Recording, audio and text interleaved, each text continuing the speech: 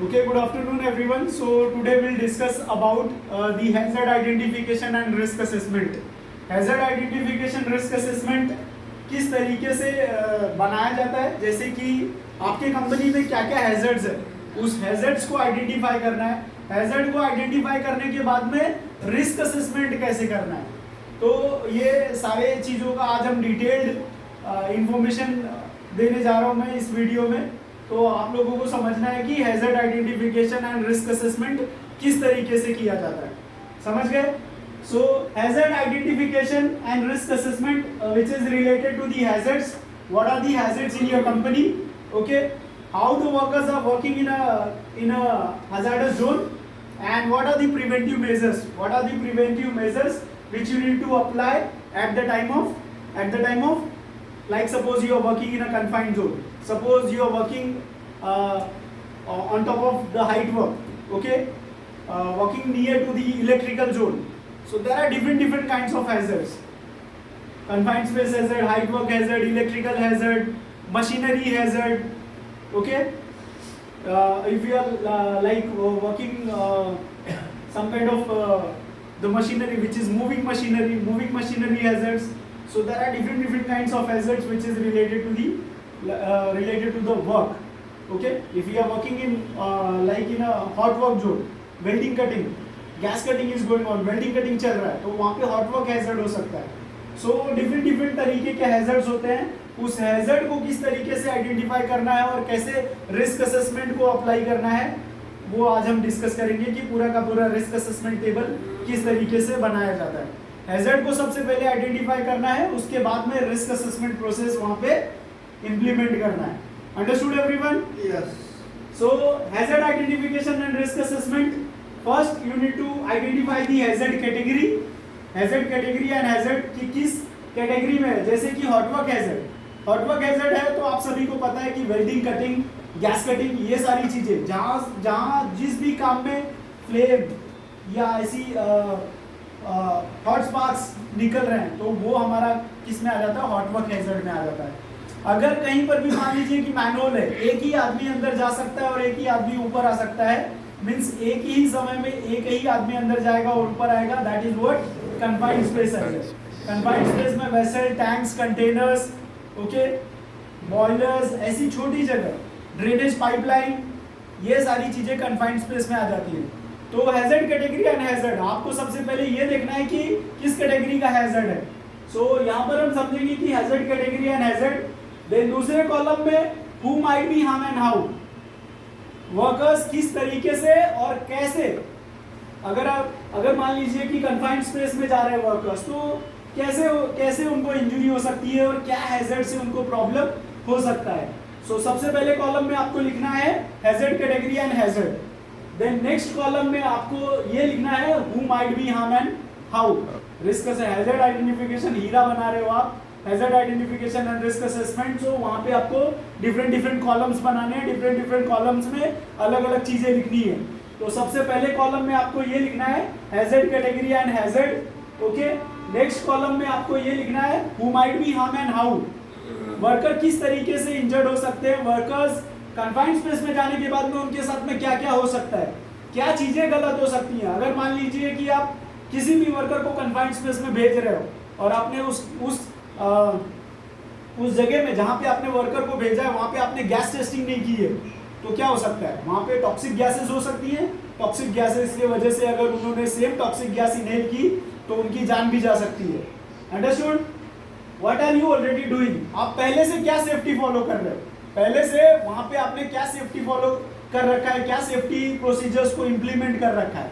So what are you already doing as an safety procedures. Then what further controls and actions are required, आगे आप क्या करना चाहते हो सेफ्टी से रिलेटेड. तो further control measures is also very important.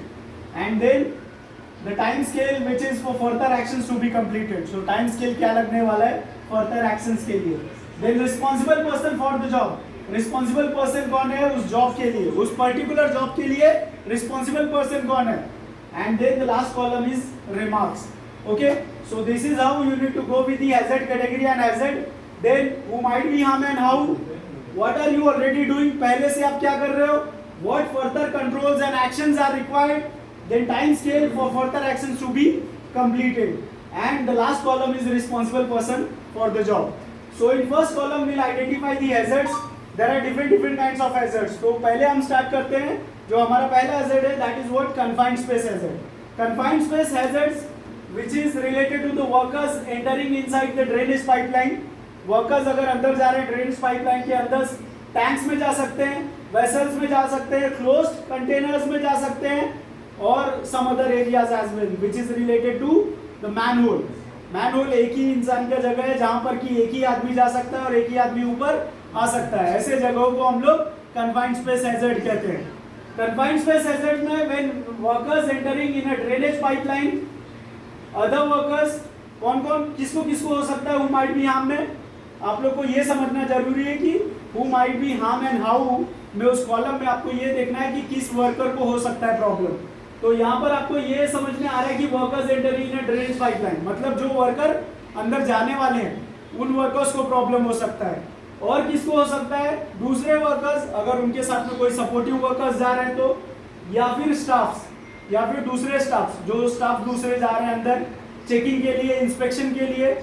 As an safety officer आप भी जा रहे हो टीबीटी भरना है, आपको परमिट इश्यू करना है. परमिट इश्यू करने से पहले आप कन्फाइंड स्पेस में जाओगे, चेकिंग्स करोगे. तो ये सारी चीजें आपकी who might be harm and how, मतलब जो भी वर्कर उस जोन में जा रहा है उसको वो प्रॉब्लम हो सकता है. अगर कोई विजिटर विजिट के लिए जा रहा है, अंदर जा रहा है, देखना चाहता है, तो उसको भी वो प्रॉब्लम हो सकता है. जो वर्कर्स काम करने के लिए जा रहे हैं वो तो 100% उस हैजर्ड जोन में आ सकते हैं. हैजर्ड जोन में वो जा ही रहे हैं, तो वहां पर उनको भी उस हैजर्ड से, टॉक्सिक गैसेस अगर प्रेजेंट है तो उससे उनको प्रॉब्लम हो सकता है.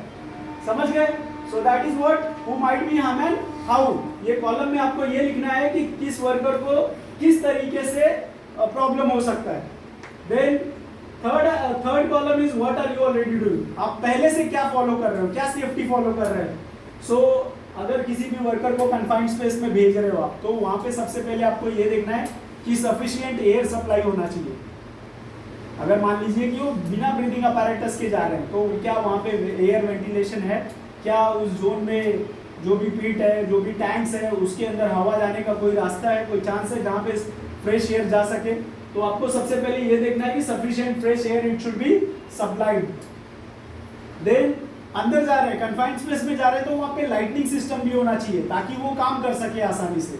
सो sufficient illumination light it should be arranged over there. It is again your responsibility as a safety officer. आप किसी भी वर्कर को confined space में भेज रहे हो, टैंक्स में भेज रहे हो, कंटेनर्स में भेज रहे हो, तो वहाँ पे लाइटनिंग सिस्टम होना जरूरी है ताकि वो आसानी से उस जगह पे काम कर सके. अगर आप कंफाइंड जोन में भेज रहे हो और लाइटनिंग सिस्टम नहीं है तो क्या वो अच्छे तरीके से काम कर पाएंगे, उनको दिखाई नहीं देगा कुछ भी. तो lightning system, sufficient lightning system is also very important. आप जिसको भेज रहे हो क्या वो नॉर्मल वर्कर्स हैं, मतलब न्यू वर्कर्स हैं. न्यू वर्कर्स को कन्फाइंड स्पेस में भेजना है क्या, भेज सकते हैं हम लोग नए वर्कर को? नहीं भेज सकते. तो वेल ट्रेन्ड वर्कर होना जरूरी है, जिसको कि कन्फाइंड स्पेस हैजर्ड्स के बारे में पता हो. ये भी पता हो कि कन्फाइंड स्पेस में अगर कोई इमरजेंसी हो जाए तो किस तरीके से निकलना है. ये सारी चीजें बहुत जरूरी है. जिस भी वर्कर को आप भेज रहे हो उसके साथ में आपको टीबीटी लेना है, tool box stock. Tool box stock cover करना बहुत ज़रूरी है. टूल बॉक्स स्टॉक में आपको ये सारी चीज़ें बतानी पड़ेगी कि क्या क्या काम करना है. Tool box stock related to the work, कि किस तरीके का काम आपको परफॉर्म करना है, क्या क्या डिफ़िकल्टीज आ सकती हैं, किस तरीके से ओवर टैकल किया जा सकता है. Okay, understood everyone. उसके बाद में आपको रेस्पिरेटरी ब्रीथिंग अपैरेटस भी दे देना है क्योंकि आप कन्फाइंड स्पेस में भेज रहे हो. So respiratory systems is also very important. तो ये सारी चीज़ें अगर आप पहले से कर रहे हो तो फर्दर कंट्रोल मेजर्स में आपको बहुत सारी चीज़ें चेंजेस करनी पड़ेंगी, क्योंकि आपकी कंपनी में इतना सब कुछ फॉलो तो कर रहे हो आप, इतना सब कुछ पहले से आप ऑलरेडी कर रहे हो, लेकिन फिर भी क्या हो रहा है, इंसिडेंट एक्सीडेंट हो रहा है. तो इंसिडेंट एक्सीडेंट क्यों हो रहा है, क्योंकि काफ़ी सारी चीज़ें बाकी हैं करनी. तो वो आप कहाँ करोगे, फर्दर कंट्रोल्स एक्शंस में. फर्दर कंट्रोल एक्शन में आपको ये देखना है कि इतना सब कुछ तो मैं पहले से कर रहा हूँ, लेकिन फिर भी मेरे कंपनी में क्या हो रहा है, इंसिडेंट एक्सीडेंट हो रहा है. तो आपको further actions and control should be implemented. तो वहाँ पे आपको सबसे पहले क्या करना पड़ेगा, फर्दर एक्शंस में आपको barricade that confined space area to prevent unauthorized entry. Unauthorized कोई भी वर्कर किसी भी जोन में जा सकता है क्या? हर एक जोन का ऑथोराइज एक एंट्री परमिट होना चाहिए कि यहाँ पर यही वर्कर, अगर हॉट वर्क चल रहा है तो हॉट वर्क से रिलेटेड ही वर्कर जाएंगे। अंडरस्टूड? एक सेफ्टी वाला ही होता है जो कहीं पर भी जा सकता है, कहीं पर भी चेकिंग के लिए, इंस्पेक्शन के लिए जा सकता है। लेकिन दूसरी जगहों पे सारे वर्कर्स कहाँ पे होंगे? जिनको की ऑथोराइज एंट्री परमिट होगा वही वर्कर जाएंगे। अनऑथोराइज एरियाज में कोई भी कहीं पर भी नहीं जा सकता है। अंडरस्टूड?